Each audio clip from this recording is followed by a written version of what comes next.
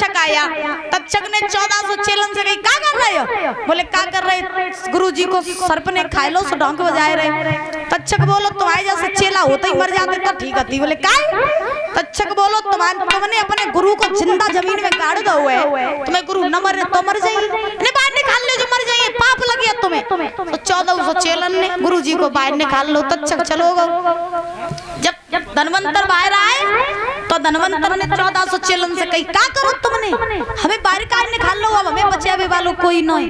1400 चेले बोले गुरुजी कोई और उपाय है तुम्हें बचावे को? सो धनवंतर बोले अब एक उपाय है। कौन सो? सुनो, तुम सब मेरे मांस को काट करके और 1400 टुकड़े करके तुम 1400 खा जाओ तो तुम सब धनवंतर हो जाओगे।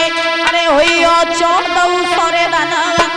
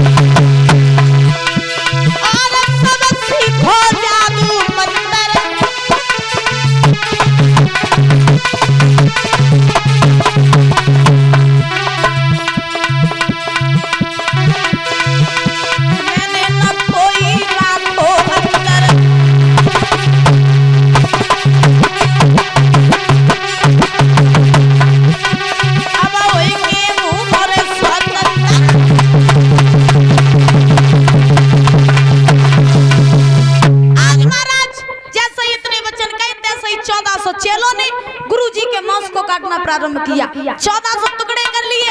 करने के बाद में जैसे ही वो 1400 चेले खाने वाले थे गुरु के मांस को, तक्षक आ गया। तक्षक बोलो क्या कर रहे हो? बोले गुरुजी के मांस को खा रहे हो, मांस को खा रही है तो हम सब धनवंतर बन जाए, सब ताकतवर बन जाए। तक्षक बोलो तुम्हारे जैसे चेला होता ही मर जाते तो ठीक है। बोले क्या? तो परीक्षित महाराज तक्षक ने 1400 चेलन से कही जा बता, जिन गुरु ने तुम्हें शिक्षा दी, पढ़ाया, लिखाया, बड़ा किया है और तुम्हारे पैरों पर खड़ा किया, उन्हीं गुरु के मांस को तुम खाओ, नरक में जाइयो, पाप लगे पाप। तो 1400 चेले बोले तो क्या करें? बोले जब ऐसा करो कि गुरु जी की अस्थियां जो हैं हड्डियां, इन्हें तुम गंगा जी में प्रवाहित कर दो।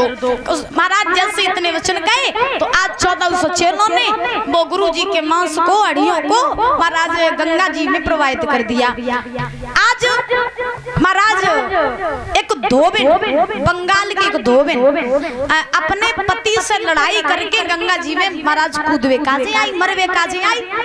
तो धोबिन जैसे मरवे काजे आई तो वह धोबिन को धनवंतर की एक हड्डियां मिल गई। हड्डियां मिली, उस धोबिन ने हड्डियां खाई ली। जब धोबिन ने हड्डियां खाई तो महाराज जादूगरनी बन गई। और जब जादूगरनी बनी तो महाराज जादूगरनी बन के जब बंगाल में आई तो जितनी कुंवारी बिटियां रहे और जितनी महाराज जिनकी शादी हो गई थी उनको भी जादू सिखाया। ऐसा ही नहीं कि कछु कुंवारी कछु भाई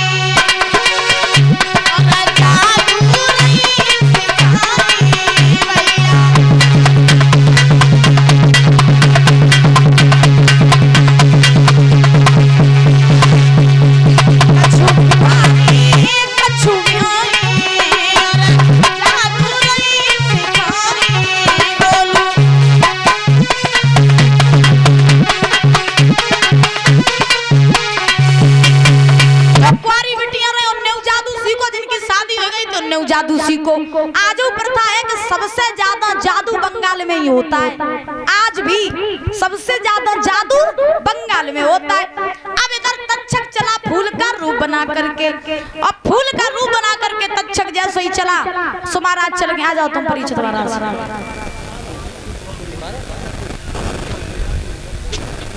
जैसे ही तक्षक फूल का रूप बना करके चला, चलते चलते चलते चलते तक्षक जो है वो परीक्षित के पास में पहुंचा। जब परीक्षित के पास में तक्षक पहुंचा तो परीक्षित नहीं समझ पाई कि तक्षक है या पुष्प है। फूल समझ करके परीक्षित ने उठाया, और जैसे ही फूल समझ के उठाया नोक से लगाया, तैसे ही तक्षक ने परीक्षित की नोक में डस लिया, पीछे फेंक दिया। तुम्हारा काम खत्म। बोलिए गोविंद भगवान की।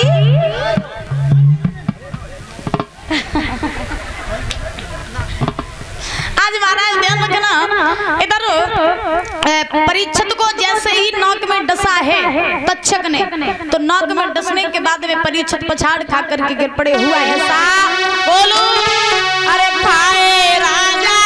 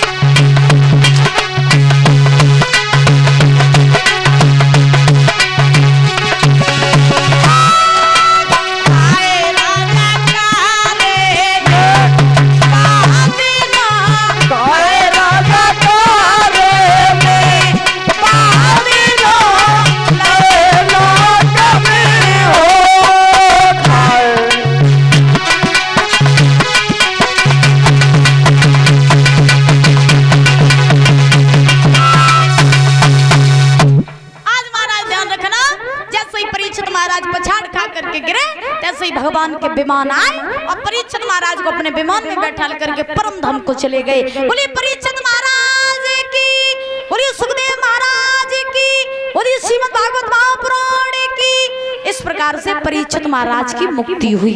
क्यों हुई? क्योंकि परीक्षित महाराज ने 7 दिन की कथा को भाव से सुना था। और जो कोई भगवान की कथा को भाव से सुनता है, वो कितना भी बड़ा पापी क्यों ना हो, अगर एक बार जो भाव से भागवत को सुन लेता है, उसकी मृत्यु होती तो जरूर है, लेकिन मृत्यु होने के साथ साथ उसकी मुक्ति भी हो जाती है। बोलिए गोविंद भगवान की। इसीलिए आज ये 7 दिन का जो प्रसंग था वो पूरा हो गया है और हम भी आप लोगों से आज विदाई ले रहे हैं। तो हमारा और आप सब लोगों का ये परम सौभाग्य हुआ जो भगवान की पावन कथा, पावन चर्चा श्रवण करने का अवसर प्राप्त हुआ। और हमारे लल्लन भैया जी